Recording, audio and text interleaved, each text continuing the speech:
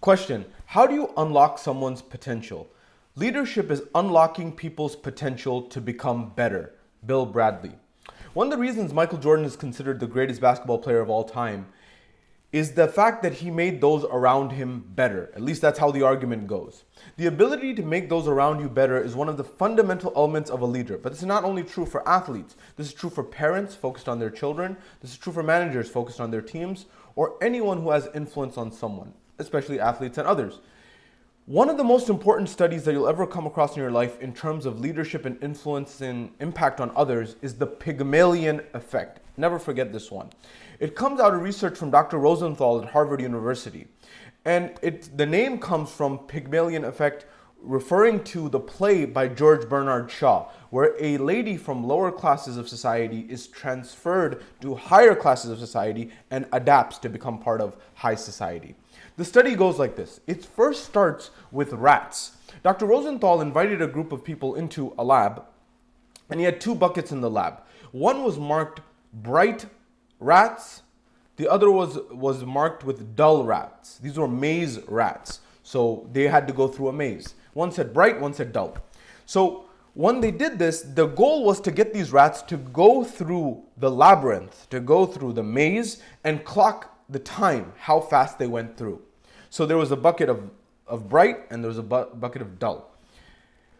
Through this experiment, what they found was at the end of the experiment, those rats that had been labeled as bright, they finished the labyrinth, the maze, much faster than the other group that were labeled dull. Here's the catch. They were all the same rats. There was no difference. The labels were just assigned randomly.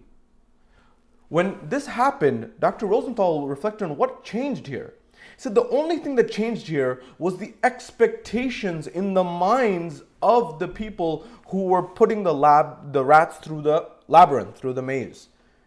When he realized this, he said, let's apply this to human beings. Does this still hold in human beings? They did exactly that. They administered a false test on students, a test that didn't really check for much. And they told their teachers, the students' teachers, that these students in your classroom, they are defined as late bloomers. These are people who are later on, they will bloom. But here's the catch. Those students were picked at random. Out of the drop of a hat, those numbers were assigned. The teachers were told not to tell the students that they're late bloomers. At the end of the year, they found that those students who were identified as late bloomers performed significantly better than their classmates. But they were absolutely average compared to the rest of their classmates. There was no difference.